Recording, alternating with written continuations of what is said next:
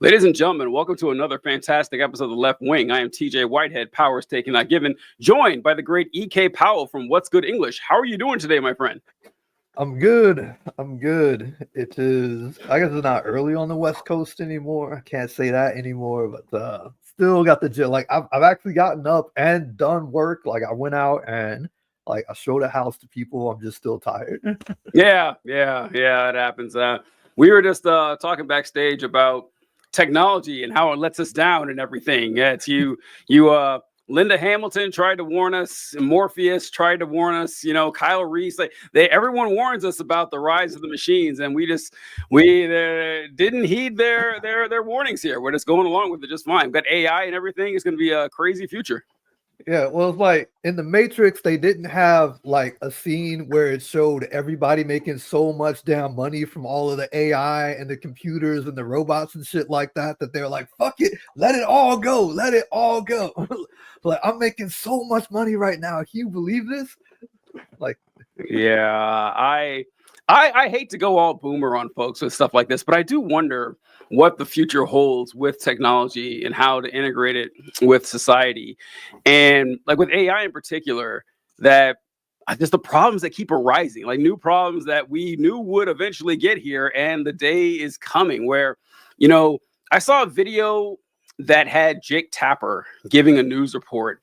And then afterward, he goes, by the way, folks, that wasn't me. That was an AI. I could not tell. It looked exact. I mean, like, how AI looks a little cartoony, rubbery, and weird. Sometimes, no, it looked exactly like Jake Tapper. And they made him give a fake news report and said, wow, we need some laws around this, and we need it fast over how you can use AI and stuff, because you think things are bad now. If we make fun of boomers for not being able to tell. Eventually, you won't be able to tell. And people can just spread even more pernicious propaganda than do these days. yeah. Like, have you seen the one where like they show like an instant translation and like the person that's speaking sounds like themselves in just like a different language? Weird. Oh no, I haven't seen that. Yeah, they do it like so. I've seen like some website or whatever had like a video of this, and it was like showing just like different news reports and everything like that. And like the news reporter was like speaking in English, giving like a weather report or talking about some incident that happened, and then it would just switch the language, and like they still kind of sounded like themselves with like the same cadence and everything, just in a completely different language. And it like altered like the mouth movement, so it actually looked like they were speaking that language. So like it's cool, but at the same time, it's like, so me being bilingual, I know what I sound like in Spanish, but like, I don't know what a computer thinks I'm going to sound like in Spanish. So I'm like, that's not me speaking. The scary thing is, it would probably nail it, right? Like it would probably get it, like with a big enough sample size with human beings, and even narrowing it down to where you're from, if it knows where you're from and where you grew up and what you're likely to use. I don't know, or yeah, man, it gets creepy. I saw this thing in that, once again, college students were using AI to draft their papers and all that. First off, where's your dignity? Where's your self-respect, college students? Listen, I cheated plenty of times in college. Like, oh, yeah, you have an old copy of the test? I'd love to look that over. But something I always took pride in was my writing. I never let someone write a paper for me or something. But I took a lot of pride in that. But I couldn't dream in a million years of telling an AI to write a paper for me and then turning in that paper. I think teachers are getting around it now, which I kind of like this, by making the writing be done in class, which I think is where it should be done anyway, right? The fact that people are spending all this time outside of class doing it. No, have them do it in class, So, God, it's just, I think that people aren't gonna like this, because a lot of the stuff that AI can do is really cool. Like, honestly, like what you just mentioned there, I hadn't heard about this, but the fact that you can not only see a translation, but have the person actually saying it in your language, that's really useful. That would be really cool, but I can see some horrible after effects to it as well. Yeah, it's just like another voice that's gonna call somebody up and like try to scam them over the phone or send them some video or some shit. It's just Yeah, if like nobody thinks hard enough. Well, no, I take it. Plenty of people think hard enough about all of the bad shit that's gonna happen. They just get fired by the companies because they're like, "Hey, you fucking up my money." Right? Don't fuck up the money. You trying to make some money on this or not? Well, what are you doing? We got this buzzkill over here trying to keep us from our paper. Yeah, it's I don't know. I'd like to see what's going to end up here. But all right. So speaking of horribly regulated industries and everything, let's talk about the healthcare industry. So John got a hold of me and said that you had a few things to say about this. Before we get there, actually, I'd like to get your thoughts on Luigi Mangione. You a big fan of this guy? You think you up or down for our boy Luigi? Or what do you got to say? I'd say thumbs is like kind of like that. All right. Yeah, like I don't want nobody to get killed, but I ain't mad at it. I'll lay my cards. A huge fan of Luigi Mangione. Huge fan. I hope to meet him one day in person. And that's the thing too, is that I saw this video with Eric Adams, the mayor of New York, and he called the cop who arrested Luigi at the McDonald's, and they recorded the call and everything. And Eric Adams was saying, "You've done a great service to the people. You took a dangerous individual off the street. You know, every cop dreams of this moment of taking someone this dangerous out of society." Does anyone think Luigi Mangione is a danger to you? Right? Like would you fuck Eric Adams? It's like, dude, absolutely not. Like, I didn't fucking like create the fucking like some algorithm that denies fucking 90% of insurance claims and just put that shit out there and let people fucking say like, I am not responsible for millions of people's deaths and pain and suffering and all of that shit. I'm doing fine. I could walk up to Luigi and be like, hey, what's up, man? What's good? Like, I just want to say, hey, I'm not like, I don't condone what you did, but I'm a big fan of what you done for. Like, Luigi is more of a man of the people than Eric Adams or that cop is. Yes. It's just it's so funny. Now, listen, on the one hand, I do understand that as a government official, as mayor of New York, as governor of Pennsylvania, even if you like, let's say I was the mayor of New York and I still thought the same way I thought now, I cannot go out there and say, let's give it up for our boy Luigi. Let's go. Yeah. Vigilante justice. I understand you can't say that as an actual representative of the state or the city of the government. I get that. However, it's much more than that. When Eric Adams is bragging about this guy being arrested, or Josh Shapiro getting up and saying that, you know, violence is not the answer here, and we should all look upon this man and his. You don't got to say any of that. You can just release an official statement of saying, "Oh, well, you know, the police did their job, and let's see how justice plays out." That's all you got to say. Exactly. But they go way further than that, saying that we should be fucking afraid of Luigi Mangione. It's like you said, if God willing, Luigi beats this case. All right. I, along with a million other people, will be, you know, jumping to take this man to, I will treat him to a steak dinner at the dining establishment of his choosing. He can sleep over at my house. He can watch my pets. I have no fear of this man whatsoever, and neither do 99.9% of Americans, because we haven't harmed him or anyone else in this way that would make him want to hurt you. So yeah, I don't know. I'm cool with the guy. Yeah, dude. I'm hoping to get some jury nullification. That ought to be really fun for everybody. The C-suite executives across the country is gonna be fun. Like, yo, jury said not guilty. What? Go ahead. I was say like I was also gonna say like, yo, I wouldn't put it past myself to wear a Luigi t-shirt. You know what I'm saying? Somebody want to put him on a t-shirt, I might rock that shit. Right? Yeah. I just so the other day on Tuesday, John mentioned, so I had never actually heard the term jury nullification. I had never heard that until this came up. And John mentioned it, and I was like, well, what is that? Because when we talked about it, we weren't really sure. And so for those who were wondering, so I thought that because John mentioned that if we just have one guy who won't convict, we can get jury nullifications. I thought that was a hung jury. It is. So if you have if the jury can't get a unanimous decision, which, by the way, I always thought was odd. I remember when I learned that a jury needs to be unanimous. I still think that's kind of weird, honestly. Like, if you're telling me 11 people think this guy's guilty and one person doesn't, he's not guilty. That's odd. That's strange. And so if they can't decide, it's a hung jury.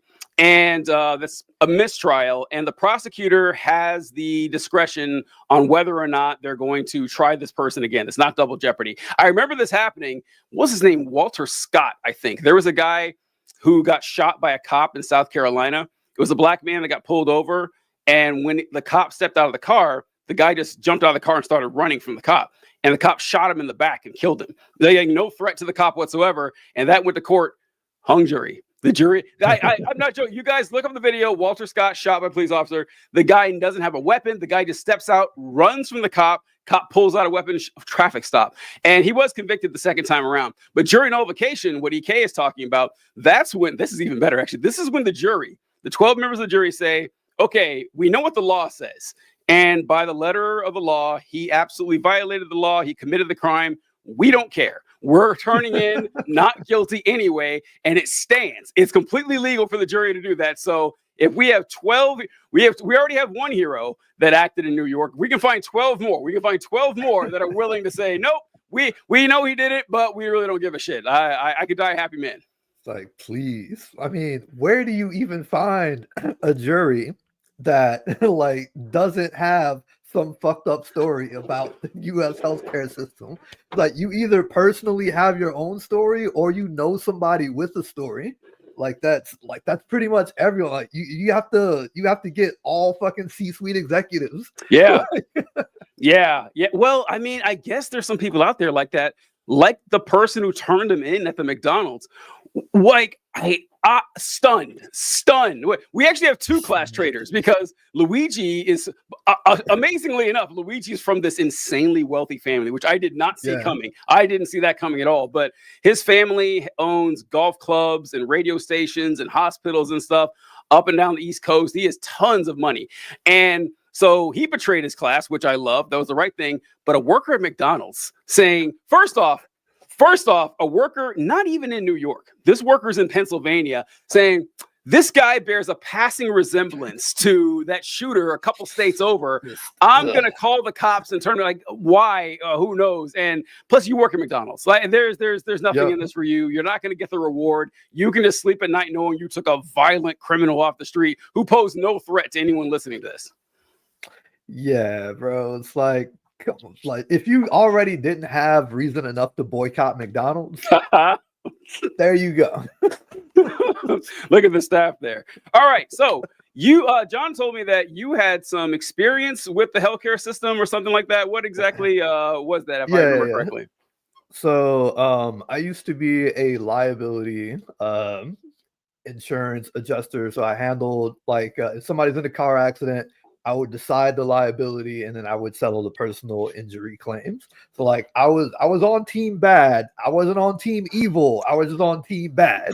Like I wasn't denying anybody's cancer medication or nothing like that. Actually, before I even get into this, let me just say this because I've seen like some like pundits and like news people say some shit like, you know, like how people are having an issue with separating the individual from the crime and like feeling sympathy for like this CEO asshole.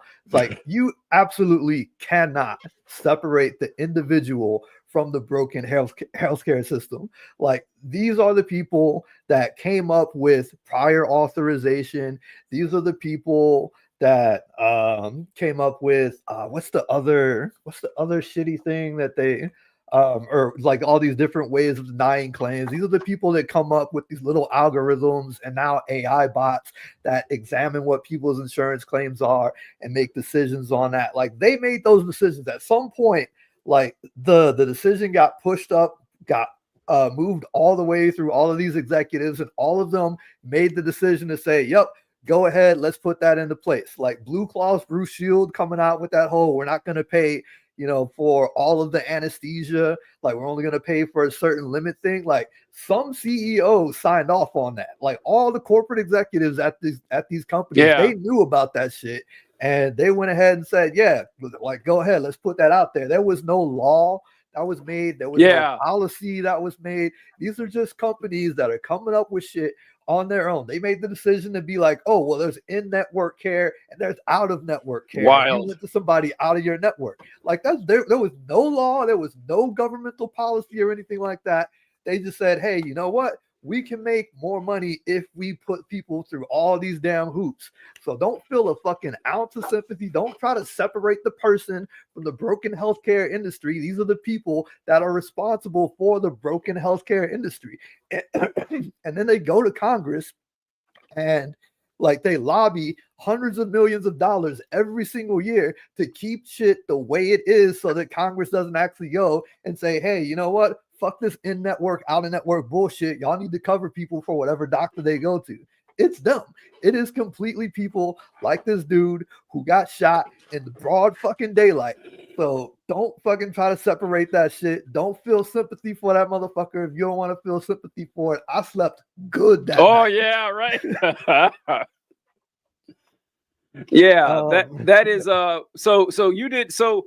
Were you thinking of reclamation? Were you thinking you were trying to say something else that the healthcare insurance policies put through? Because that's what I think of. One of the most evil parts of health insurance is they'll approve your claim at the end of the year. They have people especially assigned for this to go back over claims and say, "Oh, actually, no, we're going to take that money back." One of the most reprehensible parts of it. I didn't know that's the one you were trying to think of. The other thing that they did.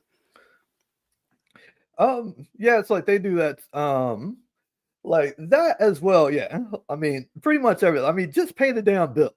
At the end of the day, just pay. Like the doctor thought it was important, pay the bill. That's the other thing. You have like part of getting into like me and my job when I was handling claims was like I have never been to medical school. I've never taken a single class or physical therapy, chiropractic, whatever.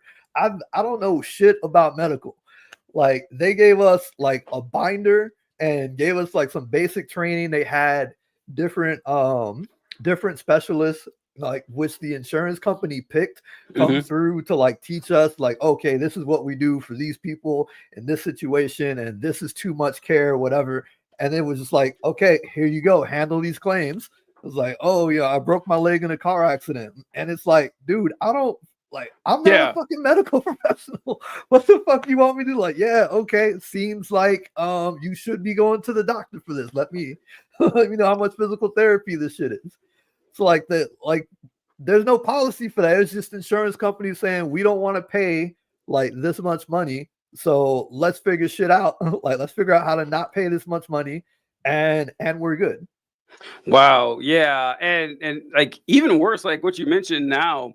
They don't even use people for that now, or at least they use fewer people. Because you mentioned what Brian Thompson did. This is why what EK said was so important about there is a difference between someone who works for a health insurance company, even though that it is an industry that does not need to exist. It doesn't. It's a complete. Should not exist. It shouldn't exist. Yeah, it's a repetitive. It's a redundant industry that only exists to separate you from your health care, right? It's just that, you need health insurance. You need to pay for your health insurance or your health care. It's too much money. Well, let's jam in the middle there so we can make a profit off of it. And the job of these industries is not to provide health care, it's to withhold health care. The only way they make money is if they give out as little health care as they can possibly get away with, and they'll find any reason to do it. Even like what's so gross is that when people have to get their health care in the first place, the first thing you have to do is go through, we got a platinum plan, we got a gold plan, we got a silver plan, we got a bronze plan, and you have to essentially gamble on the fact that you and your family are going to stay at this level of health, that you're not going to have something worse, and hope that which is impossible to know. Yes, yeah, you have no way of knowing if you will be in a car accident, you'll get cancer. Like, who knows what could happen to you or your family? And just like, well, I hope that doesn't happen this next year because it'll save us. So my healthcare is through the VA since I got out of the military. But I was talking to my brother, and he's a PA down in Florida, and he was telling me the cost of health insurance for him and his wife and kids.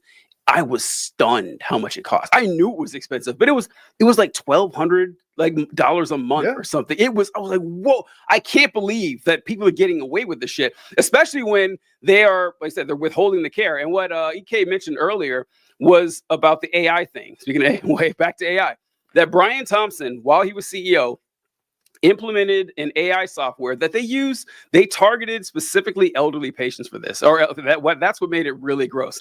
That the elderly patients would file an insurance claim, and a person would not go over it. It would go straight to an AI, and the AI decided whether or not they'd approve the claim. And they disapproved a ton of claims. And whenever people appealed it and they said, hey, we think that the AI made a mistake here, the AI had a 90% failure rate. 90%. So when that AI disapproved a claim, 9 out of 10 times it was wrong. And that's just the people who like made the complaint. Think about all the people who didn't and how, you know, they just suffered and or died. And a lot of these people died too. In fact, the lawsuit was brought forth by 2 people who were beneficiaries of those patients. Those patients had already passed away. And when they realized the study that went into this, that Brian Thompson was a bigger danger to society than Luigi Mangione could ever be. Like Luigi Mangione could live 1,000 more years. He won't come close to doing the damage that Brian Thompson's already done. Absolutely. He killed the one motherfucker that was in his life. Like that was making fucking problems for people. It's like, that's it. But like, yeah. Let's like getting into my job. So like basically like, and I didn't start out to be on Team Bad, by the way. Like I started out as an auto adjuster. Okay. Like somebody gets in a wreck, like I show up, I take some pictures of your car, I write an estimate, I give it to the shop. Like there's a whole long game of like bullshit and complaints that I can go into with just like the auto insurance industry, which maybe will be a different conversation.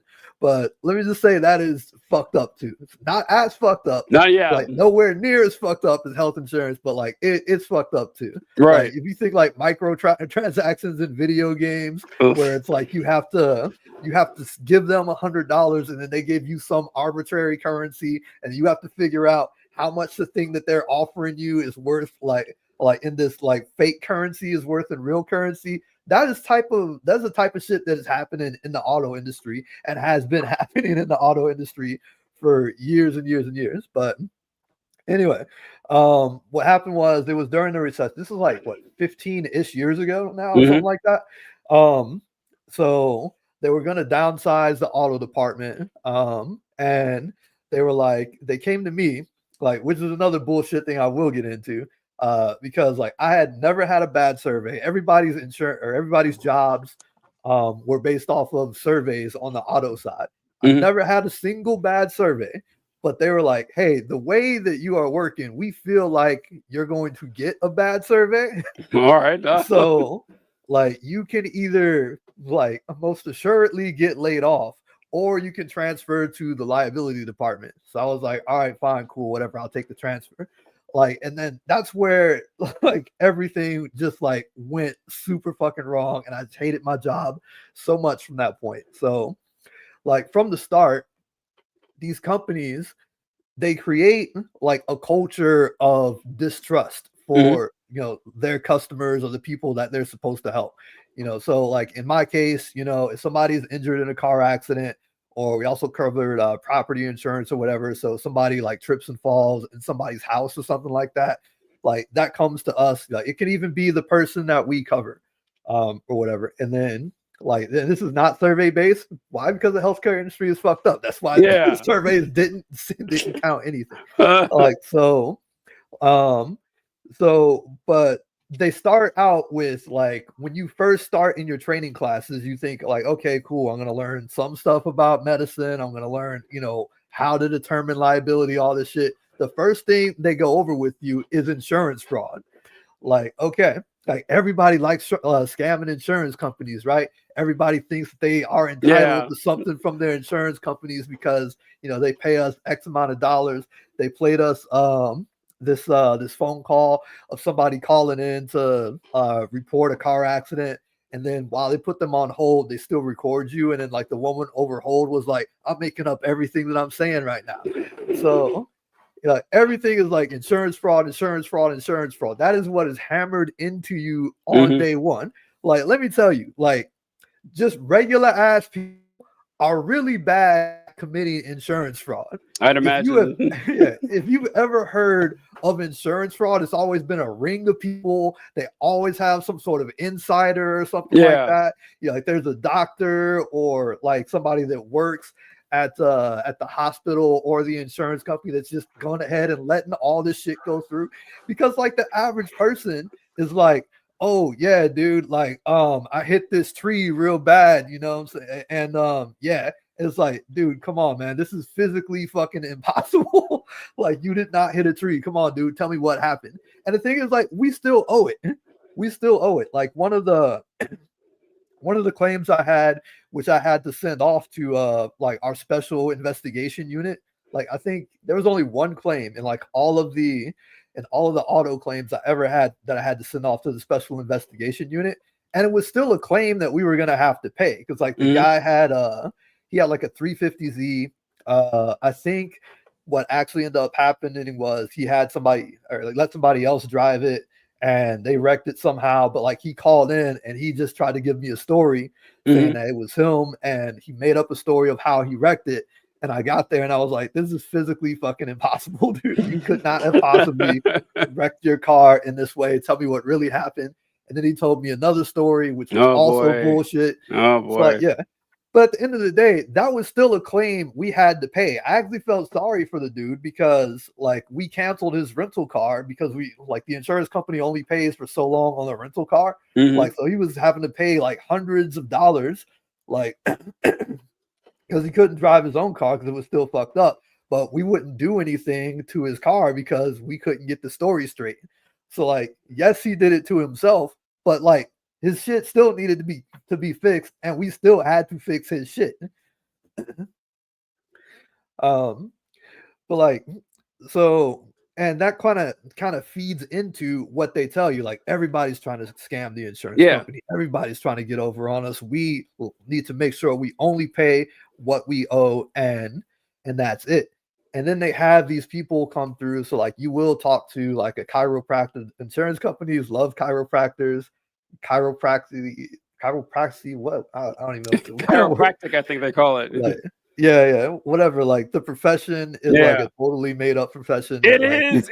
I know, right? We can go to that. I love getting that. Yeah. Yeah. It's like, it's basically like, you know, like you see, you got somebody that's being scammed by a big scammer, and then a little scammer comes in, and then the little scammer looks at the big scammer, and they're like, all right, gentleman's agreement. Yeah. I can see that. I can definitely see that. Yeah. Yeah. So like you talk to chiropractors, you talk to a couple of physical therapists. They don't go heavy into physical therapy, probably because it's like a whole legit thing, and nobody would ever deny something that a physical therapist is going to say. You talk to like a couple massage people, and like I said, you get like a binder like to like reference stuff for when people, you know, ultimately like make a claim against you, and they're like, oh yeah, you know, I'm going to the chiropractor 3 times a week. And I'm supposed to be like, dude, I don't know if 3 times a week seems normal. Okay, cool. I approve it. Oh, you went to a 4th appointment? What you going to a 4th appointment for? I don't know what the fuck that's for. Like, okay, I'm not going to pay for like 37 visits of your, you know, 100 visits. Because I think that's too much care. I'm not a fucking doctor. I know, right? The book here says I can't do it. So yeah, it's not gonna happen. Exactly. Like I saw a TikTok like last week of I think it was like a nurse or a doctor complaining about like dealing with an insurance company when like they had a kid with some heart problems or some blood flow problems, and they were like, yeah, dude, we were trying to give this kid Viagra. Like, and the insurance company just kept on denying and saying that you can't do that. What are you doing giving this kid Viagra? Yeah. And it's like, doctor to doctor, you understand, or, you know, doctor to understand, but maybe some layperson working at an insurance company is like, what the fuck are you doing? Like giving a 2-year-old Viagra? That makes no sense. But like, if you know, Viagra didn't start as an erectile dysfunction medicine, as a medication to treat high blood pressure and like some other blood flow condition. Like it has a legitimate usage. It actually it has a different name to treat a different disorder as well that they use. Totally effective in that situation. But like regular person off of the street that is given a binder and a quick little training isn't gonna fucking know probably that, oh, actually this is heart medication. It just happened. It had this whole other side effect, which made the company a whole shit ton of money. Yeah, the Viagra story is one of my favorites, that about accidental medical discoveries where they're like, oh, we found this medication that increases blood flow. This is great. And the guys came back from the trials like, you guys are not going to believe this. It has and they kept seeing it. And then, like Ike said, turns out there's a lot more money to be made than the marketing it as a erectile dysfunction assistant or assistance. Yeah. So yeah, that is insane that you're getting shut down for healthcare by people who don't have any idea what they're talking about when it comes to medicine. It would be something if there was like, they wouldn't do this, but they wouldn't trust the hospital to do it. They wouldn't trust the hospital to, oh, yep, what the doctor says is good, because of course, what are they going to say? But that's what makes this so pernicious, that it's an industry that does not need to exist. We're going to say this many times. Like, all it does is just prevent you from getting the care that you need. And also it incentivizes like this antagonistic relationship between not only them and their doctor, but you and them. Like they're just fighting on both ends to siphon away money. And the money goes, like, people get upset when you suggest that, well, maybe we should replace this with a single payer healthcare system like the rest of the world does. I don't know why we couldn't. And let's say, well, you want the government in charge of making decisions about your healthcare. Do you want some CEO making the decision about yours? Because that's what's happening now. Right? Like, give me the government officials. Yeah, give me the entity that is responsible to our votes. The CEO doesn't care what you think. You can say you'll vote with your dollar, fine. You'll just go to another CEO, right? That who also doesn't care what you think. It's just there's no good way to do this. And the people who are in charge, who are responsible for this, they're going to, because here's the thing. I don't feel sorry for Brian Thompson. I don't. And because of the damage that he did and the damage that other healthcare CEOs do. But the thing is that you're not the Republican answer for this. That's what I want to know, Ek. What is the Republican answer for this? Because it's so frustrating to me that I see all these reports and all these people talking that people across America, regardless of their stance on politics, where they are on the political spectrum, they're all mad. They're all cheering on Luigi Mangione. Why? Why are Republicans doing this? Because, correct me if I'm wrong, the system that we have is more or less what they want. Actually, they want what we have, but worse. They want to get rid of the individual mandates or the protection for pre-existing conditions. They just want it to be more market-based, which is going to make the prices go even higher. So what are they mad about? Like what do they want? I think it's a lack of just education about the system and just understanding. For one, there's just a huge separation of the actual Republican Party and Republican voters, especially right now. So I think you see especially these Trump Republicans. These Trump Republicans are just a special breed of bunch. Yeah. It's if you let them just talk about what they would do to actually make something better, they will independently come up with some of the most Marxist shit you have ever heard in your fucking life. You're like, God damn shit. Karl Marx would come out of his grave to fucking shake your hand on that one. But they look at Trump as the outsider that is actually going to do this shit for them, even though the track record on the Republican Party actually doing shit for them is really shitty. They have 0 W's. But it's become this, they kind of shifted it to be this culture war thing to where all this other shit doesn't matter. They don't like Obamacare, but they like the Affordable Care Act. And they don't understand that they're the same fucking thing. This is something that I think you're going to agree with me here, because I've been saying this ever since Trump got elected, honestly, that you're right. When you talk to, this doesn't just apply to Trump voters either. This applies to most people when you're talking about politics. That I found is that you'll just be hit with a tidal wave of nonsense, just a dartboard politics, just a mishmash of unconnected policies and recommendations that couldn't possibly coincide in the same universe. And I want everyone to be covered healthcare, but I don't want the taxes to pay for it or something, just something that doesn't make any sense at all. But I think that the only chance we have to get universal health care in this country is if Donald Trump comes out and supports it. I do. I think that is the only, he won't, but that is the only way this would happen, because you're right.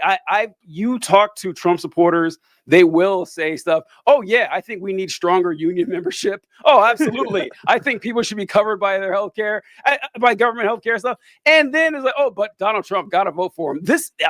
Abortion. Abortion was the number one reason I thought Harris is going to win, because I saw all the polls on abortion, like giant majorities, like states like Missouri were like, yeah, we want 60%, like the blood red state saying, yes, in fact, Missouri had a ballot measure that would make abortion legal in the state, like constitutionally or something.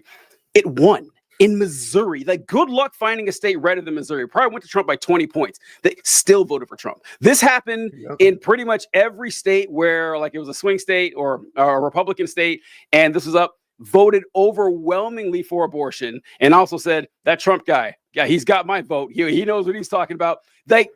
Complete incongruence all across the board. So I think that if we are going to get something like this, it's going to have to come from, like, if not Trump, at least a Republican, because you're right. Whenever the Democrats will put something forward, the immediate attack is, well, I would love to support stronger unions, but did you hear about the man in the dress at the library? I can't stand that.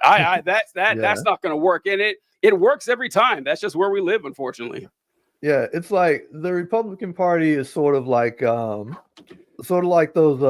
cable and internet providers that try to bundle you with a ton of shit. Yes, because like, hey, we know all you want is the internet, but we ain't making you. We ain't gonna let you just take the internet. So like, we're gonna give you the TV and the internet, and we're gonna get your phone. Like, dude, I don't own a house phone. It's okay. You don't ever have to use the phone, but it comes with part of the plan. And home security. We got that. I used to work for one of these providers. Like, I'm not gonna name the provider, but it's one that you definitely hate. And that's all you need to do is, like, you hate all of them. But like, yeah, like it's like, so they have this laundry list. They have this huge bundle that they're selling, like, to their people, and like, there's definitely something in that bundle that those voters want. But like, you don't really see the Democratic Party doing that. You see the Democratic Party saying, hey, we're not them. And but there's no bundle really.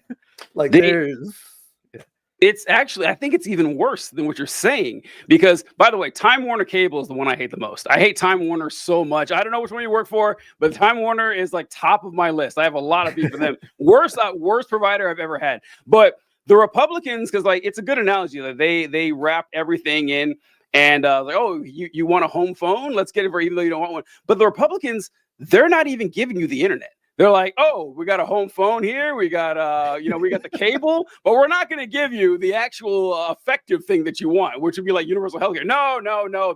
That's well, look at the Democrats. Look how bad they are. They do the same thing. And like the Democrats, they just, I don't know. I was making a joke about Donald Trump and how his concepts. By the way, all the stupid shit Trump said. Listen. I am shocked. I still am shocked that Trump won this time. All the dumb shit he kept saying and doing, all the convictions, all of the find the votes, January 6th, they're eating the dogs, they're eating the cat. It didn't matter at fucking all. It didn't change anything. That's kind of amazing. I expected more from the American people than that. But one of the lines that Trump says that people like to shit on him a lot for is when he said that, what did he say? About healthcare. He said that, do you have a plan for healthcare? And he said, well, I have concepts of a plan. And they've been dunking on him for this I saw he went on, I think, Meet the Press last weekend, and they asked him about healthcare. He says, I have concepts. He's sticking with it. He's like, I have concepts of a plan. And people make fun of him. But here's the thing. That's essentially what the Democrats say too. Like, for most Democrats, you ask them, hey, what's your plan to fix healthcare? What do they say? We want to improve and strengthen the Affordable Care Act. whatever the hell that means, right? Like, what does that mean? It's we have a plan. We have universal health care. The Democrats are like, yeah, what we got, we'll tweak it, make it a little bit better. It's not radically different than what Trump says. It's a little more articulate and less inartful, but it's kind of the same thing. Yeah. So speaking on the Democrats' concepts of a plan, so I am an independent contractor. I have been a self-employed independent contractor for the past 7 years. It'll be 8 years in June. So so I got to pay for my own insurance. And like, fortunately, I live in Washington State, so we have like our own like insurance market that doesn't go through healthcare.gov and all that stuff. But like, the past 2 years are the first 2 years that I've actually been able to keep my healthcare the entire year, because it got to be too expensive and I wouldn't be able to pay it. And then I would just get dropped because it was like, okay, well, I can't afford whatever.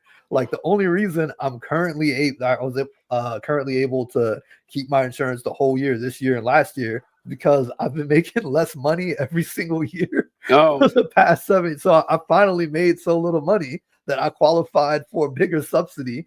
Wow. And then, and my premiums went like way down for roughly the same amount of care or whatever. Like, that's not a good thing. No, and by the way, that's one of the better situations across the country, honestly, because a lot of states wouldn't even have that, right? Yeah. Like, that is specifically because I live in Washington State. If I lived in Ohio, which is where I was living before I moved here, I wouldn't have that. Like, I would just be SOL. That's so frustrating, man. It's so frustrating because, like, I understand that not everyone, eats, sleeps, and breathes politics like we do, but I just want some sort of consistency in your logic here, because if you were to ask Republicans, what's the problem here?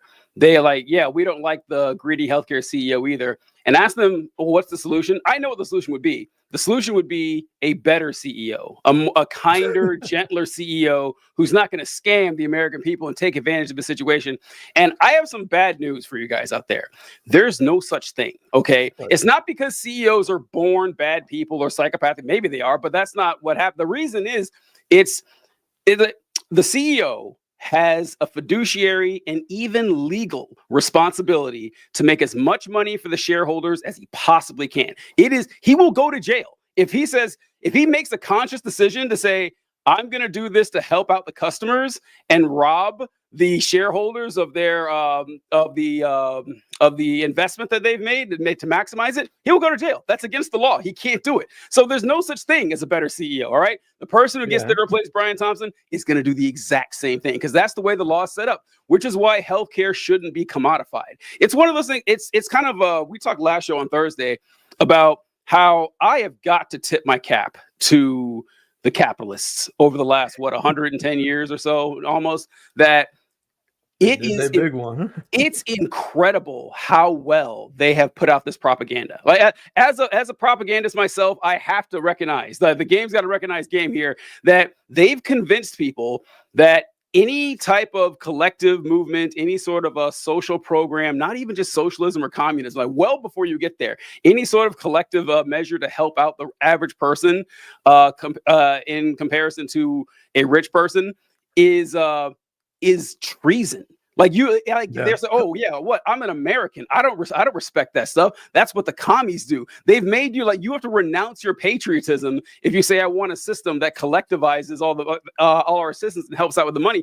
It's an incredible bit of propaganda, and it's going to take a while to get over. It's going to take a while to get over that. I think it's going to be a long time before we let that go. I think, honestly, like, my generation, I was telling John and not Ike, but John and Ate, they're a little younger than us. Like, they're in their mid-20s and early 20s. And I said that, maybe when you guys are our age or something, maybe something could happen. But I think we're kind of cooked for the immediate future for that reason. Yeah, it's like, and it's kind of goes to teaching history and stuff. Like, if you look at who got to space first, that was the commies. Mm-hmm. Like, people in the US, where if you were to try to sell that idea to any private company, it's no chance. We should go up. Yeah. They would look at they do a cost benefit analysis and they'd be like, Absolutely not. Yeah. Absolutely not. Why would we go to space? We didn't give a fuck about going to space Nope. until the fucking like the Soviets went up there and they were like, oh shit, we got to get to space. Like, how do we do this shit? Or the internet. The internet is like the absolute perfect example of this. Like the because it only came about through a DoD project. The government went to AT&T and they were like, hey, like we need some form of communication system that we can use, you know, like for, you know, the military, like something like, and like, you know, we can like maybe do something with this packet switching thing. And AT&T was like, oh no, it's not going to work. Packet switching never works. Like we're not interested. We're not going to do it. So the government like took it as a DoD project. They employed tons of researchers all across the country. Like they forced them all to work together. They couldn't keep any proprietary technology or anything like that. Like they had to share everything with each other. They figured out packet switching. They go to AT&T again. They were like, hey, we invented this thing. It's called the internet or something like that. We figured out the packet switching thing.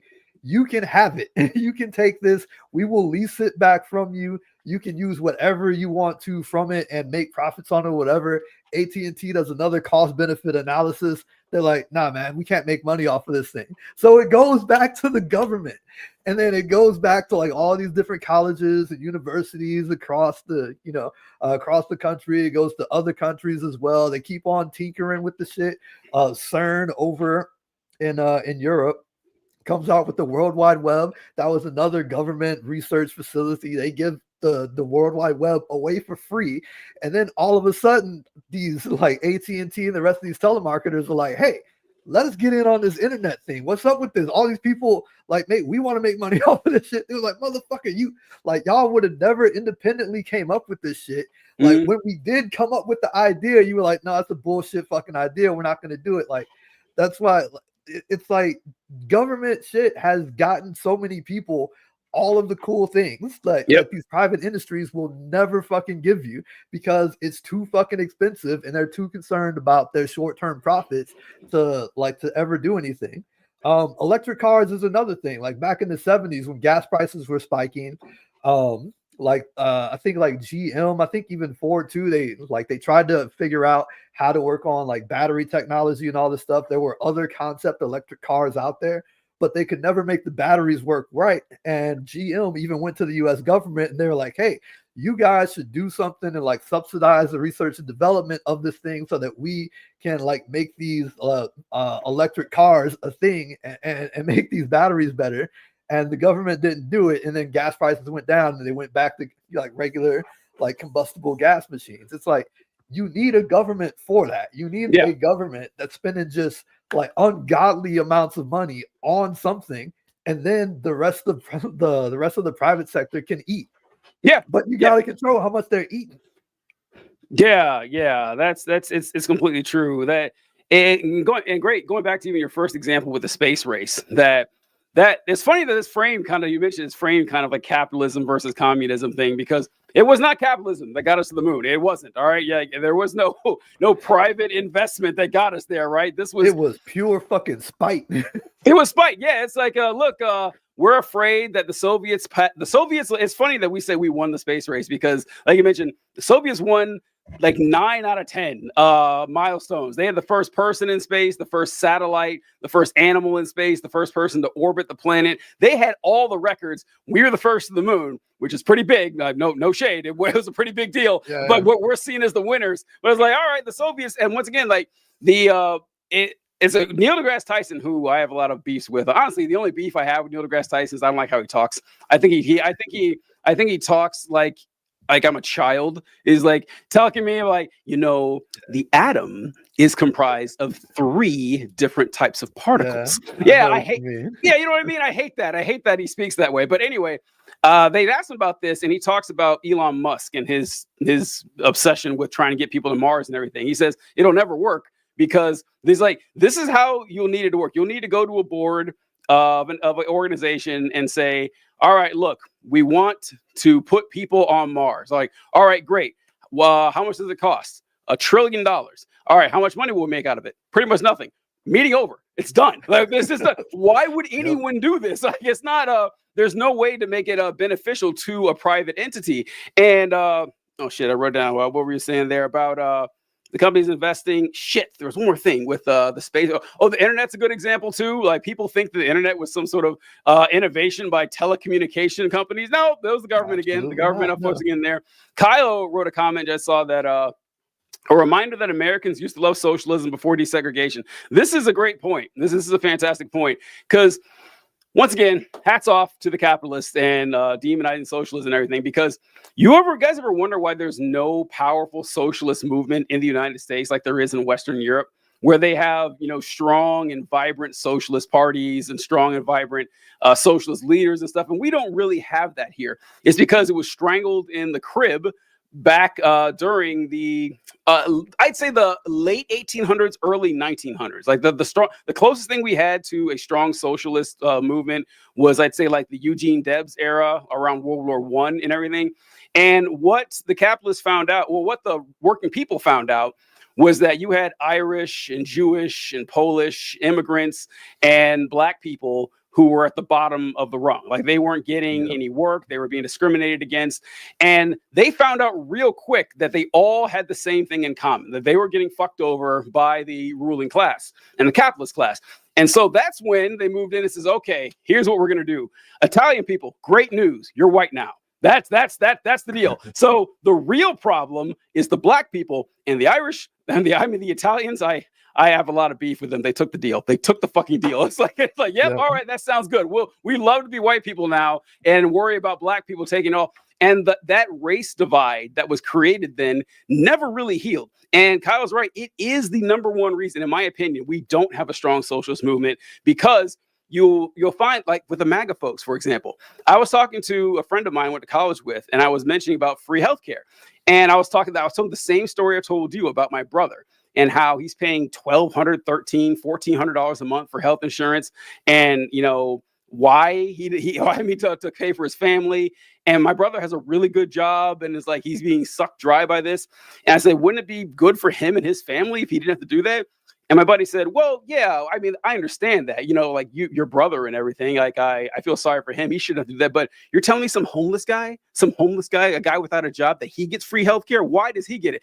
That's how he fucking needs healthcare. But that's how they think. That's how they think. It's like, okay, we have, and that's how a lot of a lot of the racists, like MAGA folks, think, yeah, it'd be great if we got that. But man, you're telling me that Mexican immigrants are going to get this? You're going to tell me that the lazy Black people are going to get this? They won't tolerate it. Like I bet if you could guarantee that it was only their neighborhood, like the folks that they live around, they go, oh yeah, perfectly, we'll be responsible. Like we'll take good care of this. But it's pervasive, Yeah, I mean that goes back to FDR with the New Deal. Like the only way that he was able to get all of that legislation through was because Black people were specifically excluded. Oh, good point. Yeah. It's like, okay, cool. Black people are working in agriculture and they're working in these service industries. All right, cool. Well, those are not eligible for minimum wage or any of these other benefits that, we're talking about. It's like as soon as Black people started becoming eligible for all of that shit back in 67 when LBJ signed the civil rights, like then all of a sudden everybody's like, hey, let's look at who's really getting these benefits out here.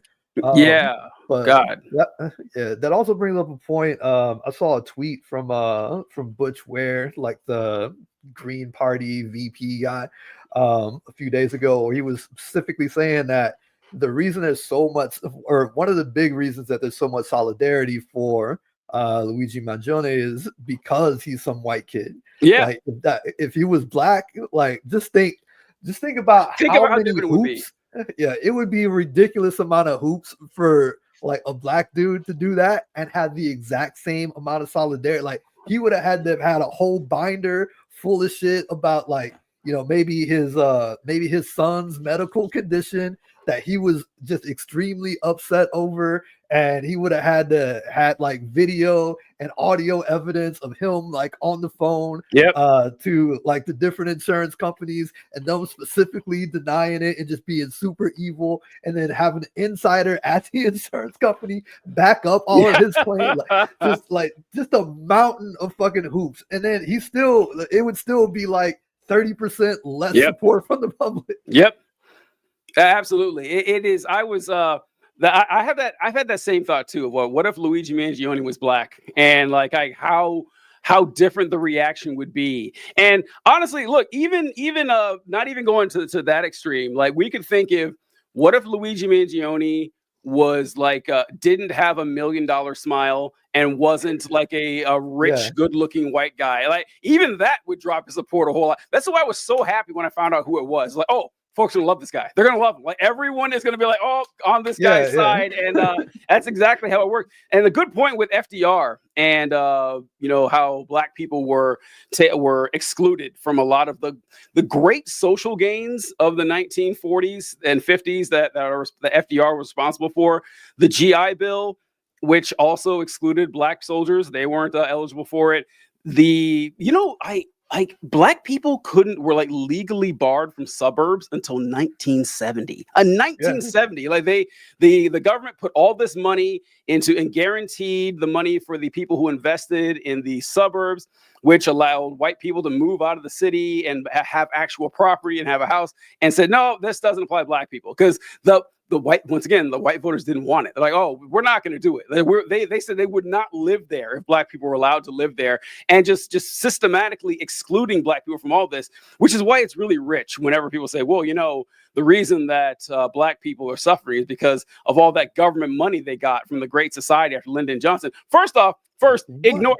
I love asking them, saying, okay, so you think Jim Crow was bad, right? Oh, well, of course. Yeah, black people were disenfranchised. The government kept them down. The government kept them away from success. And that was horrible. 100 years of Jim Crow was terrible. It's like, okay, so you agree Jim Crow was bad, and you're telling me the government didn't owe black people a dime, didn't owe them anything after disenfranchising them for 100 years when they were supposedly free. They didn't deserve any assistance at all?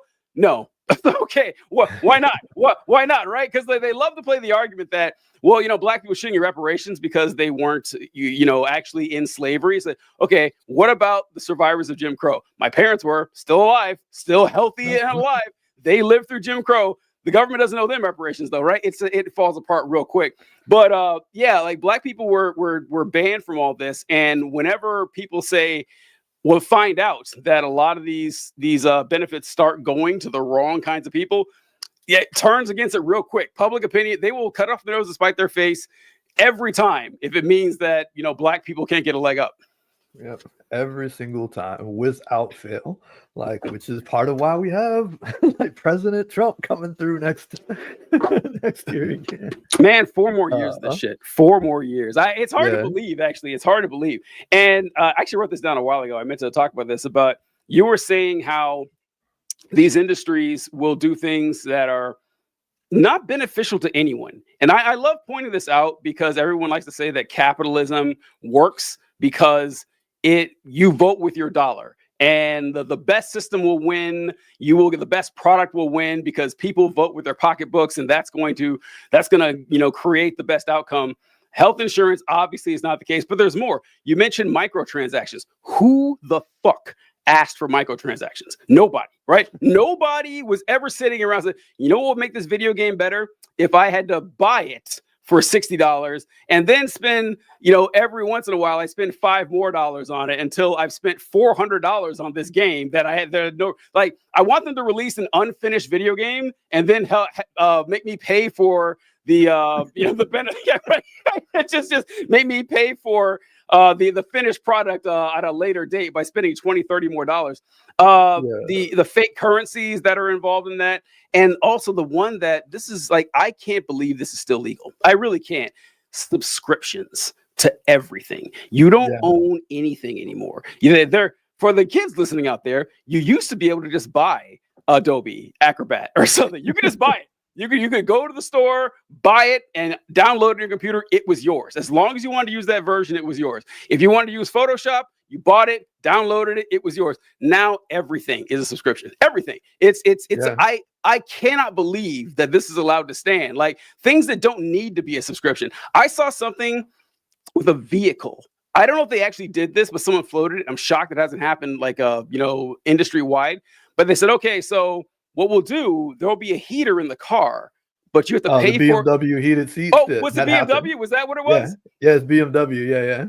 They have the heated seats in the car, and they charge you like $10 a month for the subscription after like the 6-month introductory period or something. Right. It's like you could do this with every component of the car, and they will, because there's no law stopping them from doing it. I just like, if that isn't the best critique of capitalism, I don't know what is. Yeah, so like with me, it's like video games and movies. So like I recently bought the Marvel vs. Capcom collection. I bought it twice because like, so number one, they got everybody, like getting digital games, digital like TV shows, movies, all that stuff. Nobody owns anything anymore. You can't just pull out, a DVD or Blu-ray or whatever and put that shit in there anymore. Nobody has that. Like same thing with video games. Like your game is just like on the cloud someplace, or you download it onto, your PC, your video game system, and you play it. But like if the publishing expires for like Marvel vs. Capcom, for example, then you just can't play those games. That's wild. You own like the only like legit way to play Marvel vs. Capcom, like the only legit approved way by everybody to play that game a year ago was you had a Sega Saturn, or you had I think it was on like one other system, like, or there was a brief period in which they put Marvel vs. Capcom 2 on a PlayStation 3, and you could download it on your PlayStation 3, or you could buy the physical version, which wasn't really a physical version. It was just a code in the box. And if you still had an unused code from the box, you could download it from Sony's library, and you could play it on the PlayStation 3. That was it. You could not actually own like a newer, updated version of that game. Like, and then they came out with where they remade the arcade boards because it was a different license. It was a license for a toy as opposed to a license for a video game, which I don't know exactly how that works. Yeah. But that was like $600 or something like that, just for that one arcade cabinet of that game. Like those were the only like actual legal above board approved ways to play it. And then they came out with the collection finally that had just a bunch of games that were out of print, like not published anymore, and they put them all on the one disc. So I bought the digital version like on Steam, where I actually will play it, but I know that license is probably going to get fucked up. So I bought the only physical copy of it that you could get, which was on a Nintendo Switch, because I'm probably still going to have a Nintendo Switch like somewhere in a bag 10 years from now. Maybe the Switch 2 will play Switch 1 games, hopefully. But like, yeah, so like I have the physical cartridge to where I can still play that game like 10 years from now when eventually that license expires and you just can't get the shit no more. It's like that's the thing. Like, new thing comes out, it's like, damn, I have to spend actual money on a physical version of this thing and then find something that can play this physical version of the thing if I want to guarantee that I have access to it, into the future. Yeah, and this is annoying for stuff like video games or music or heated seats and stuff. But the fact that your actual healthcare is tied to this system, bonkers, absolutely bonkers. That, oh, sorry, didn't get the payment in time, and by the way, it's insurance too. So like, give us money just in case you get hurt. But if you get hurt, you got a deductible. So you pay some money first, then you pay more money, and then we'll chip it. It is an insane system. I can't. The video game thing is funny too. You mentioned how you had to get a copy for your Nintendo Switch on this. It's funny that Nintendo might save your ass on this because Nintendo's one of the worst. Nintendo is so bad, man. Nintendo is like a abusive family member. Like Nintendo, because like, we all have such great memories with Nintendo, and they know it, and they fucking know it. They're like, oh, you like Mario? You like Zelda? Glad to hear. We're your only provider. You can't get it anywhere else. And if you want to buy this 20-year-old game, we're going to charge you $70 for it. A game that, costs no money because it's been out forever, and the graphics are significantly worse. The only reason you're buying it is because you have a sentimental attachment to it. Not only going to charge $70, we're gonna sell it for 3 months, and we're not gonna sell it again for 10 more years. So if you want it, you better get it now. It is horrible and like they make a ton of money doing it though. And so it's funny that that they are the ones who might save your ass on this. Disney used to do that too. If you remember, like they would, the movies, they would have commercial. You would buy a DVD or you would buy a VHS. Actually, you would buy a VHS, and on the tape they had like a little thing where it would show the other movies, and they would be like, "This is going back in the Disney vault." Back in the vault. That those for those of you kids out there, you guys aren't gonna remember this, but like EK said, this is before the DVD era. This is for VHS tapes. You would see a commercial and it said, "Hey, Cinderella is out, and this is the first time Cinderella's been sold in 15 years. So if you want it, you better buy it now, because 6 months from now, it's going back in the vault, and who knows when we'll sell it again." No reason for that, none whatsoever. They could sell Cinderella all year long. People will keep buying but they got that manufactured scarcity, and Nintendo has fucking mastered that, man. They have mastered it. Like do you remember like back in the day? You couldn't play Super Mario Brothers 1 anywhere except if you held on to an original Nintendo from 1989. So if it was 2003, 2004, it wasn't there. So people started making these ports, like these I forget what they were called. The extensions. They would put them on websites, and you could go on there for a few minutes, play Mario Brothers. Nintendo shut that down real quick. Shut it down immediately. And so, as like, oh, you guys want to owe us $1 billion? Then take that down. And it's like, okay, are you guys gonna do that? Nope. Nope. Sorry. And then eventually they started. They do it now with, of course, Nintendo's subscription service. You want to play these old games? Sure. Pay us $12 a month or $15 a month, and you can do it as much as you like. It's just you can't just own the game. We're not going to do that. It is kind of wild. All right, let me get through these questions real quick here. Ben wants to know: is your chair theme for Palestine? Oh, it's I just have a kafia. Oh, yes, as an actual kafia. Okay. Yeah. It's a razor chair. No, okay. And Kyle says a Christian socialist and journalist, Elizabeth Bruning, participated in a debate with a libertarian capitalist about how capitalism doesn't free anyone. You can't you can't wear what you want. You can't wear what you want. You wear what you think an employer wants you to wear. That's a good point. And she ended the debate by saying, if the European countries that have free healthcare and strong labor unions are still capitalist, great, let's do it there. Yeah, this is like something I talk about, the free healthcare thing or the universal healthcare, because people are like, it's not free. I know it's not free. The free at the point of service, we get. It's not a gotcha. We understand. But it's telling that all these nations that have adopted universal healthcare, some adopted it like in the 1920s, some adopted in the 60s, 70s. They've had it a long time. None of them have gone back to the system we have. No, none of them, like not one. And they all have better results. So I don't know, like when you can point out that the system collapsed for anybody, let me know. Other than that, I don't think it's going to happen to us either. Yeah, so I've been having this like 5-day long argument with my cousin and like over Instagram DM, because like I'm pretty sure ideologically he's probably like libertarian or whatever. Like he votes Democrat. That's just the wildest. Oh, whoa, like, hey, all right, I'll take it. Yeah, but like he's got one of those high level finance jobs or whatever.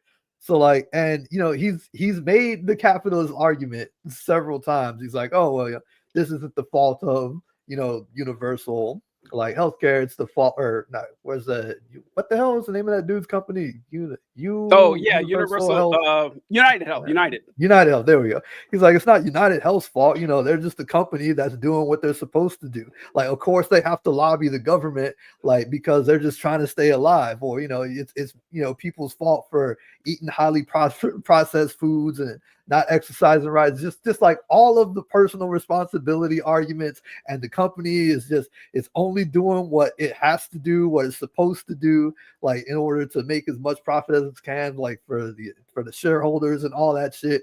And you shouldn't, like, you need to change the government. It's like he wants to put the responsibility solely on the government, but it's like, dude, like, and just completely ignore the responsibility of the companies and like their whole like hand in this, like and so back to my job, like we used to have this thing called CompNeg, comparative negligence. So like, for example, let's say you're trying to make you need to make a right turn at a light, but there's this hugely overgrown bush. It's been there for like ages. People have told the owner of the house that has the bush to like trim the bush because people can't see, and then you get into an accident because you didn't see a car coming because of that stupid bush. Like, you can make a case that the owner of the house that refused to, trim the bush to make it visible, like, is like partially at fault for the accident, because and then you can you call it subrogation, where the insurance company pays, but then they go after this other individual or something else for a portion of the damages they had to pay for. So it's like, okay, we paid $10,000 for this claim, like, you owe us at least $3,000 because this shit wouldn't even happen if you didn't have that bush there or whatever. Like, they can try to sue for that and everything, but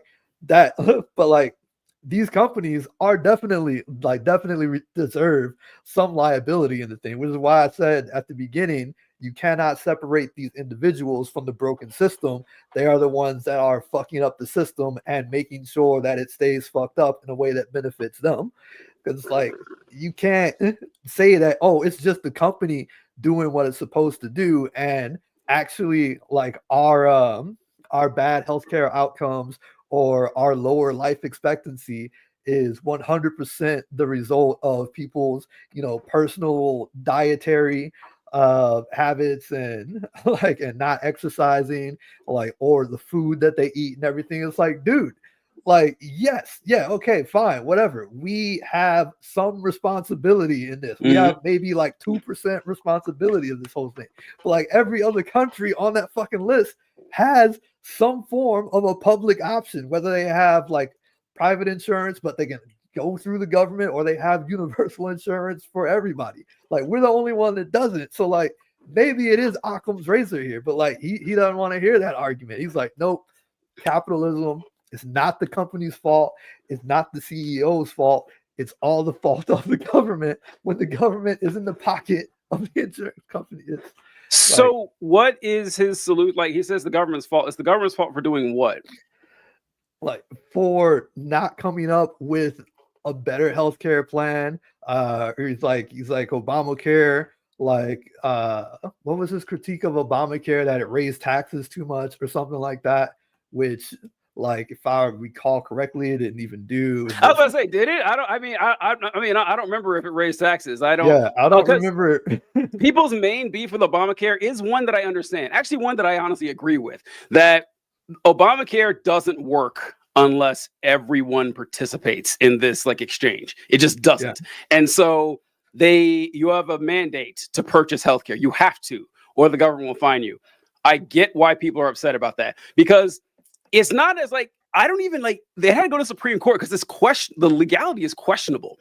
That we're forcing you to pay into a private industry. Why? Why is the government forcing me to do that? Now, if it were a tax, hey, this is a tax that you're paying, so everyone has healthcare. All right, but I'm forcing you to buy into a healthcare plan. That seems a little odd. I get that complaint, but is that what he was talking about? The individual mandate? Maybe no. So he was not talking about the individual mandate. I think if we explored that a little bit longer, he probably would have brought it up. But yeah, I do think it was set up to fail from the beginning because it wasn't a true public option. No, yeah, it's the worst of both worlds, honestly. Yeah. I remember when it came out, and I was like, this doesn't make a lot of sense. That was back when I was still a W-2 employee, so my insurance went through my employer anyway, which is also kind of fucked up. It is. Yeah. One of the other things, arguments my cousin came up with is the health insurance industry employs so many people, but it's my God, bro, those jobs are transferable. Yes. If you get rid of all of these health insurance companies tomorrow, all of those people can just become government employees, and they'll probably have better fucking pay and benefits with it. Yeah, but we'd have to raise taxes. That's the one that's you got to raise the taxes. There's no way around it. Taxes have to go up, but in the long run, people will be saving money. You're not and time. You won't be on the phone for hours and hours arguing with your health insurance and going back and forth on this. And I like it when people like your cousin do this, where they talk about the problem. They say, okay, so the problem is we have all these healthcare industries that are making tons of money for no good reason. Like if the government was doing this, they wouldn't have to charge you for like advertising or something that they all do. They wouldn't have to charge you for bonuses, corporate bonuses for the top brass at these agencies. This stuff wouldn't exist. It would just like, hey, here's the money. Yeah. And they're the only payer. The single payer part is very important in this, is that say you're a drug company and you make this miracle drug or something. Oh, hey, I want to sell it to the United States. All right, great. We're the only provider. Here's what we'll pay for it. Take it or leave it. And they will take it. They will absolutely take it. Otherwise, they don't get to sell in the country. So it brings down prices for everything. Literally everything the prices will go down for. And it's easier to access. It's more fair. It saves more lives. There's like no downsides to this whatsoever. But I like it when people like your cousin do this, or they'll say, okay, this is a problem here, but the only reason it's a problem is because, and then they just go on to explain what's happening, right? It's like, okay, so prices are high because people eat bad food, they don't exercise. Like, okay, that's gonna happen either way, right? I mean, what do you want me to do about this? Do you want the government to stop people from eating bad food? Because the closest people came to that, well, he's a Democrat, so wouldn't go argue. It's like, remember Michelle Obama was like, hey, maybe we should take processed foods out of the schools. And yeah. They needed an old white man that had a brainworm to tell them the exact same shit. Republicans, like, they lost their shit when Michelle Obama was like, let's stop feeding our kids like processed junk food. Yeah, it'll cost a little bit more, but it'll be worth it in the long run. This is the nanny state. This is the government run amok. You want the government to tell you can't eat a hamburger. I mean, they raised hell for 8 years over that. RFK's gravelly voice comes up there and says, we should stop feeding our kids poison, make America healthy again. They throw them a fucking party. This is what I'm saying. Like, the Republicans have to suggest this stuff. Otherwise, the rubes won't accept it. And I hate when they just describe the problem and say, well, that's not the real problem. Here's the real problem, the one that we already know. It reminds me of like when, it's like whenever you like I mentioned this like with Star Wars or something. Like in the third prequel, Padme dies of a broken heart after Anakin turns to the dark side. That is fucking stupid. That is absurd. Like, this is, I know like Star Wars is a kids movie and shit, but you're telling me that we got this far and she dies of a broken heart? That's ridiculous. I was telling someone this, and he said, oh, no, you don't understand. You see, Anakin had just turned to the dark side, and it ruined everything she loved and she stood for. And she knew that these babies wouldn't have a father, and it was all too overwhelming for her. It's like, okay, it's still stupid, right? Like, that's like, Thursday to somebody. Yeah, it's like, I said she died of a broken heart. That's stupid. And you respond, oh, you don't understand. She died because her heart was broken. I got that. It's stupid. That's what we're saying about this healthcare system. You could explain all you want that the CEO has a responsibility to raise the price. He can't do anything else, that people make bad decisions, which is why they got the healthcare in the first place, because no one lives a perfectly safe life where, you take no risks, you eat no bad food, you exercise every day. You're eventually going to have a health problem. And it's like, okay, well, that's just the problem here. Yeah, we got it. It still costs too much, and it's still unaffordable, and it still leaves people without care to die, and it's fucking people over for no good reason. Yeah, dude. Like, Brian Thompson got paid what, $10 million last year? $10 million. Yeah, like the fucking president of the United States doesn't even make $1 million a year. That just shows you how much better, how much cheaper this shit would be if it were in the can. That's a good point.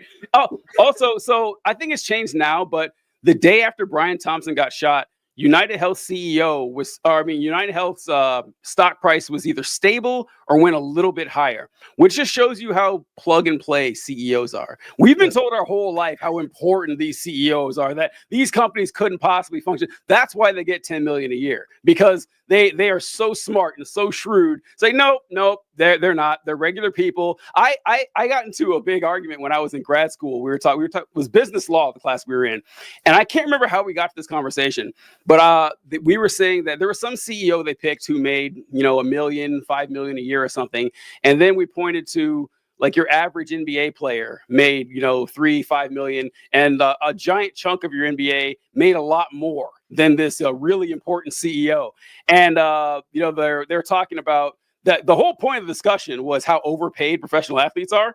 And I said, well, it's harder to be an NBA player than it is to be a CEO. And No you would have thought I said human beings had wings or something. Everyone was mad. I said, no, look, if you rounded up 100 random kids from around the world, around the country, 100 random kids, and say, okay, I'm going to spend the next 18 years training you all to be CEOs, or another 100 random kids, I'm going to spend the next 18 years training you all to be NBA players.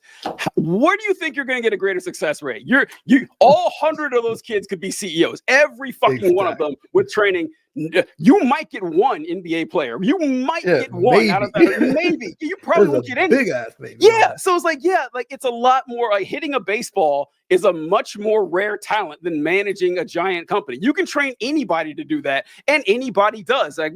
I want to separate this veneration people have for folks just because they have a lot of money. I want to look down on them, actually. I do. I think we should respect the common people way more.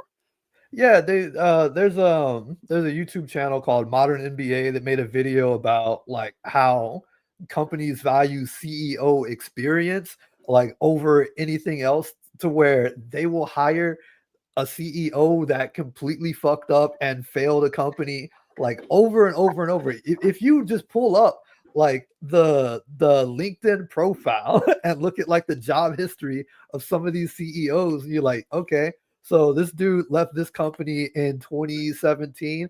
Oh, stock price tanked. Damn, like they laid off. So okay, completely fucked up that job. But then they're working a different job in 2019 as CEO. They just got accepted. They signed a big ass deal. 3 years later, 2023, it's like, oh, stock price tanked. They let them go. $20 million golden parachute. Like, these motherfuckers are shit.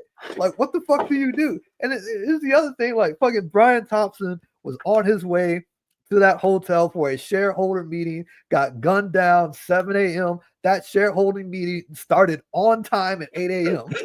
They didn't give a single fuck about that dude. Like, we thought it was just us regular ass employees. Like, we thought it was just like some employee working at a call center getting cussed out by a customer, like that the company didn't give a fuck about. Turns out they don't even give a fuck about the CEO. Nope, not at all. And the thing is I'm just not optimistic it's going to actually get through to people that the CEO isn't there to help the customer. The CEO's not even there to help the company. That's the thing too, is like what you mentioned about how the CEO can tank companies. It actually doesn't matter. What matters is, do you make money for the shareholders? That's what actually matters. It's like, how much money can you extract from this company to pay the people who bought imaginary shares of nothing? It's like, oh, okay, I put in all this money. Now I own a part of this company in perpetuity, and my kids might own it too. It doesn't make any sense. It doesn't make any sense at all that you can just like buy a part of the company and own it forever. Absurd. You didn't start that thing. You may not even have been in the state where that company was founded, but since you have money, you own it forever. And so now that you're on the board, you're an investor. And the CEO's job is not to make the company money. It's certainly not to make the employees money. It's to make you money. And anybody can do that. Anybody can find out how to steal profits from a company. Even if you tank the company, you can get a job somewhere else because you actually did what you were paid to do. Yeah, there's a story I was reading. I was doing research on some other video which I forgot about. But so Walmart announced that they were going to raise the wage of their employees to like $15 an hour, or like making an average of $15 an hour to compete with Amazon and like some of their other competition. And like basically the investors punished the company and the stock price went down. I forget like what percentage, but like they lost like hundreds of millions of dollars for the shareholders of Walmart. But like, it's bullshit anyway. Like the stock market, like all this shit is just funny money that doesn't even exist anywhere. It's just some like it's money on paper that doesn't actually exist. Walmart clears something like $15 billion a year in net income. Like, so like that's not like after they paid off everybody, they paid all their bills, they paid like they still have $15 billion a year on average that just goes straight to the bank. So it's like, look, their stock price going down doesn't fucking affect them. They are still good. They could have a negative $20 stock price. They're clearing $15 billion a year in net profit. It doesn't fucking matter. So why Like it's literally just people like sharing money with each other. It's a bunch of rich dudes saying, all right, let's get together and let's just share everybody's money. Let's put everybody's money in this pool. And it becomes like this weird ass money. Like Trevor Noah was talking about this on one thing where he was talking about Elon Musk and how he got the loan or whatever to buy Twitter. And he's like, okay, like this dude's worth like all these billions of dollars, right? But those are actually shares of a company, you know, they could go up, they could go down, you know, it could be $80 billion today, but then, you know, 2 months from now, it could only be worth $30 billion, you know, so it's not real money. So we can't really tax them on that because, you know, the money doesn't exist. It's like, all right, fine. Well, Elon Musk needs a $40 billion loan. You got to have some type of collateral with that. What's your collateral? Oh, it's all of my Tesla money. It's all of this fucking, like the shares that I have in this company. Like, how is it that we can't tax you on the fucking money that doesn't fucking exist, but you can use that same bullshit money that doesn't exist as collateral for some shit so you can get a loan or you can buy some shit? Yeah, it's awful selective, isn't it? It's awful selective. And this is, for those of you wondering, that's exactly how billionaires live. That because you're right, they don't have like an actual billion $1 bill sitting anywhere. That's not how this works. They have assets that, if liquidated, could potentially be worth $50 billion, whatever. Let's say that happens. Now, you can't spend that money. That money is a building. That money is land. That money is equipment. So what you do is you go to the bank and you say, hey, I would like $1 million loan. And they're like, okay, sure. Here's $1 million loan at, I don't know, 10% or whatever, like whatever they'll charge you the interest on that, which is a lot less than it would actually be if it was paid out as income, right? And that's how they get away with paying no taxes too. Because if you went out, let's say you busted your ass and hell, you worked for, I don't know, $60,000, 25% of that is getting taken from you for taxes, right? It's going away. You're a billionaire. You're not paying tax on $1 million loan at all. You're paying 10% back to a bank. You get to keep $900,000 of this, and they do this in perpetuity. And so it not only helps them, but it helps the money stay concentrated in them and their friends and in that class.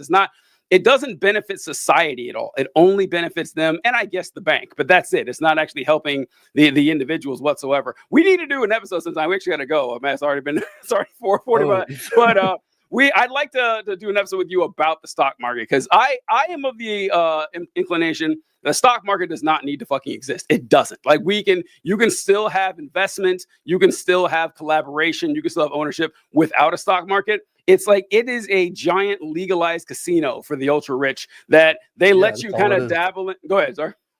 No, go ahead. I was just agreeing. I was saying that's all it is. Yeah, keep going. That's all it is. And like, because you can now, if the stock market does crash, it can affect you because like a lot of people have their retirement stuff in there. But if the stock market keeps rising, the stock market hits all-time highs. It looks like every 6 months now. Doesn't really matter to the average person. It doesn't. Like it makes them like, because I think it's something like 80% of the stock market is owned by 15% of the population. So yeah, they're doing great whenever the stock market goes up. You might do all right, but it doesn't really benefit you like it benefits people who are putting real money into this giant casino.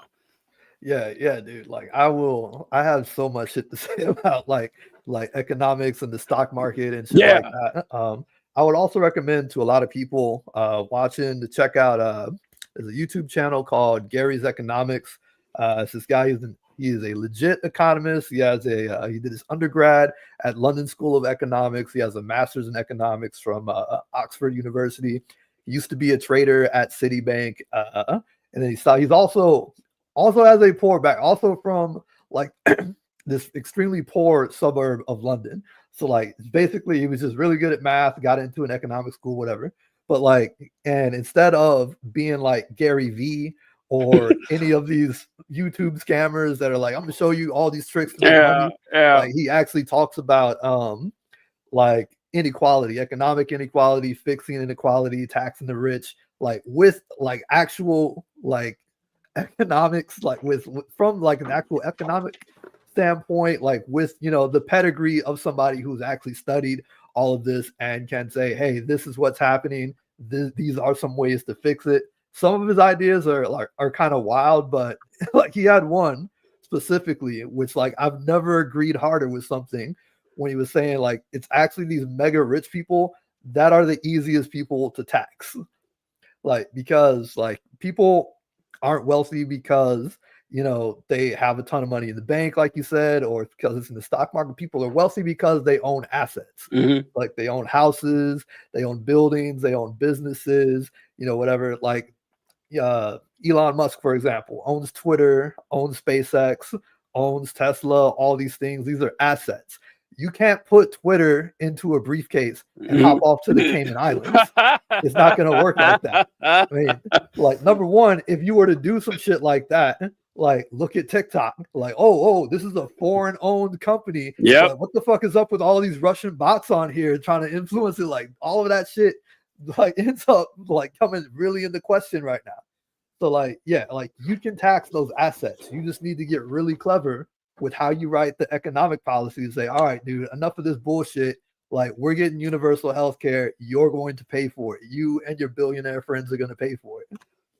Yeah, I just thought of a nightmare scenario where Elon Musk buys TikTok. I just thought that is like the worst possible outcome for all this. But I don't know. We'll see what happens. Things could be worse, folks. All right, EK, can you tell the folks where they can find your content? Yeah, you can find me What's Good English. I'm on TikTok, I'm on Instagram, I'm on YouTube. I am still making videos. I haven't made a video in a while, but I am still going to make videos. I'm going to record one in the next few days and another one after that. Yeah, you can find me there. I will argue with you in the DM for far too long. Yeah. I love it. Thanks so much, man. We appreciate it. We'll catch you folks later. Oh.